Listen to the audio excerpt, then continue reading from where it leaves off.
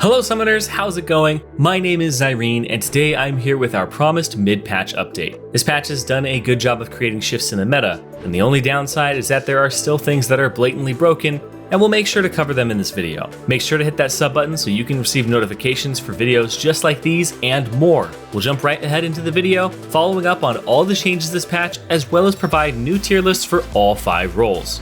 Beginning with the top lane, let's run it back with those changes.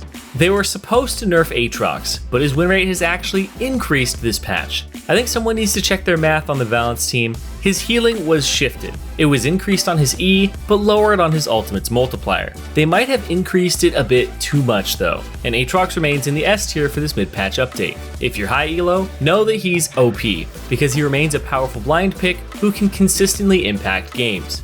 Darius got a big nerf to his passive this patch, but like we expected, he remains an OP pick across most ranks. He's the king of all-ins, and when players run Ghost on him, they can dictate when you can or can't back out of fights. It takes some coordination, patience, and the help of teammates to keep Darius down most of the time, but if you hopped into solo queue expecting any of those things, I don't know what to tell you. This change was well intended, and it's lowered Darius's win rate, but not by much.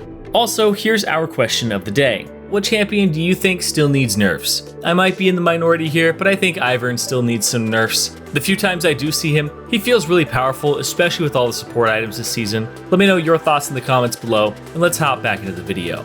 We've made a couple of other shifts to the tier list for this update. First, we've added Gragas to the B tier. AP Gragas has his moments, and we see him played much more often in the top lane now. He's popular enough now that when you see him locked in a champion select, it's not anything out of the ordinary to see him up there now. While previous patches saw him mostly picked as a jungler, his pick rates in both the top lane and jungle are nearly identical now. Take note on that next time you see someone picking Gragas on the enemy team, and don't get baited. Gnar has also been shifted up to the S tier. Those huge buffs he got back in 11.1 have gradually pushed him up to the top of the tier list. Once again, Gnar's range, mobility, and impressive all-in with Megaform have made him into a fearsome opponent once again. He's a flexible pick that can do well in several matchups, or farm it out by farming with his Q in ones that he gets countered in. With that covered, we have Pantheon and Darius as our OP picks, with Malphite, Aatrox, Shen, Wukong, Camille, Maokai, Garen, Poppy, Cho'Gath, and Gnar now in the S tier. Like we expected, Cho'Gath is killing it this patch, and if you're looking for a tank, you've got a good shot with him. Both Frostfire Gauntlet and Turbo Chem Tank are excellent buys on him. Chem Tank provides you with powerful engage, while Frostfire Gauntlet gives you that extra sticking power, making it extremely difficult for enemies to escape once you've caught them out. Next up, let's run through the jungle. I'm gonna be real, the jungle is where we've got some of the craziest news, so you don't want to miss this. Udyr is S tier. I can't believe it, but more on that in a bit. First off, let's follow up on the changes. First off, Olaf got that same treatment as Aatrox. He was supposed to be weaker this patch, but the changes made him a little bit stronger. This is probably because even though the healing modifier was nerfed, the base healing on his W is higher than before. As a result, his early to mid game is stronger, while his late game is weaker. And you usually pick a champion like Olaf for his early and mid game regardless. So the pros outweigh the cons here. Olaf is staying as an OP pick in spite of his changes this patch. Nunu got some nerfs to his base stats, and his win rates have dropped quite significantly in both high and low elo. He remains an S tier pick, but isn't on the border of the OP tier like before. Some buffs to other champions, notably counters like Trundle, will easily push him down a tier. Elise was also nerfed, but it hasn't done much so far. We're okay leaving her as an OP pick for now. The same goes for Ivern. His E received a minor nerf, but he plays exactly the same and continues to dominate in the games when he's picked. We'll leave Ivern in the S tier. Next is Dr. Mundo, who got a nice set of buffs this patch. We moved him up to the B tier at the start of the patch, and our analysts think that this is correct. He went from bad to okay, and on occasion, pretty good, especially when your opponents refuse to build healing reduction. Mundo thrives, and can do whatever he wants, trampling over his opponents. Unfortunately, we can't say the same for Trundle. He got a very small buff to his Q and W, and like we expected, he remains in the C tier for now. Trundle has come out a bit stronger this patch, but not by much. Following up on that 10 damage backstab buff, Shaco's win rate has shot up nearly 2% overall. Like our analysts thought, this seemingly small buff was huge for a champion like Shaco. We mentioned in our initial rundown that Shaco could potentially move up to the A tier, and in this update, he absolutely has. Remember that when considering a buff, you need to think about who is getting it. Giving Shaco 10 more damage on his backstab is going to be a lot more meaningful than most because of how hard he snowballs. A champion like Sion receiving a similar buff would definitely help him out, but probably wouldn't lead to significant changes like this. Nocturne also received some buffs. His Q's cooldown was reduced significantly and his ultimate a little. This has led to his win rate jumping up nearly 5%. That's actually really crazy, and our analysts think that the buff to his Q especially has helped him out. Taking 2 seconds off his main ability is a gigantic change, and that's why we moved him into the B tier at the beginning of the patch. Unfortunately, we undershot the value of this buff a bit, and need to adjust his placement into the A tier, especially if you're in gold or below, where his win rates go as high as 52%. Finally, we've gone ahead and placed Viego into the S tier. From the get-go, he's drawn a ton of bans, and players are clearly not happy about fighting him. One of the biggest reasons why Viego is so strong is that he punishes you so incredibly hard if you can't beat him. Lose a fight to him, and you already know what's going to happen, meaning that one teammate's mistake can instantly lead to Viego popping off with his passive. Although his win rates are quite low right now, he's a new release, and we expect his win rates to rise slowly as players get the hang of him. If you want help learning Viego as he's a new champion, you can go ahead and hit up a coach on ProGuides.com as well. They'd love to help you guys out, and we have plenty of excellent jungle experts who can teach you not only about Viego, but also improve your overall gameplay. And finally, we've moved Udyr into the S tier. While he didn't receive direct changes, Turbo Chem Tank received a set of buffs this patch, lowering its price. And this item is insane on Udyr, and helps Udyr get around his lack of engage. Some players consider him as a great alternative to Olaf when he's banned. Udyr is a powerful duelist, and if you let him close the distance, chances are you're gonna lose. Another great part about Udyr is that his stun is point and click. It's reliable against mobile champions, which we couldn't say previously because he would just get kited to death. But with Turbo Chem Tank, however, he has a reliable way to reach his targets during skirmishes and team fights, so his reliable crowd control has a lot more value now. Our OP picks in the jungle are Olaf, Graves, Kha'Zix, Elise, and Hecarim, followed by Evelynn, Rammus, Echo, Kayn, Taliyah, Nunu, Ivern, Fiddlesticks, Karthus, Udyr, and Viego. Hecarim has joined the cast of OP picks as he's consistently been one of our most popular junglers in the game for consecutive patches now. Quite clearly, he's such a powerful solo queue champion because, like all good solo queue champions, he snowballs hard and can easily pick off straggling enemies. Rammus is also an even stronger S tier pick this patch with the buffs to Turbo Chem Tank, so watch out for the speedy armadillo. Next up is the mid lane. Following a lengthy list of jungle changes, we've only got a few in the mid lane, so let's get to it.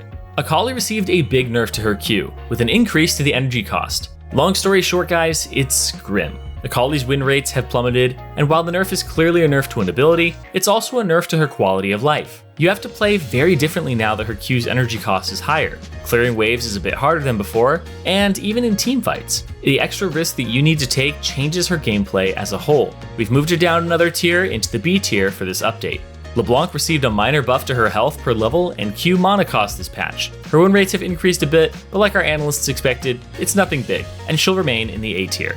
Azir got a buff to his Q's cooldown this patch, and it surprisingly made him a lot more effective at all points of the game. While in low and mid elo he remains a suboptimal pick, he is proving to be an acceptable one in high elo. Take it how you'd like, but we'll leave him in the C tier for now. But if he's one of your favorite champions, he's definitely playable at this point. We expect to see some nerfs to other OP mages too, so that'll indirectly make Azir a stronger pick in the future as well.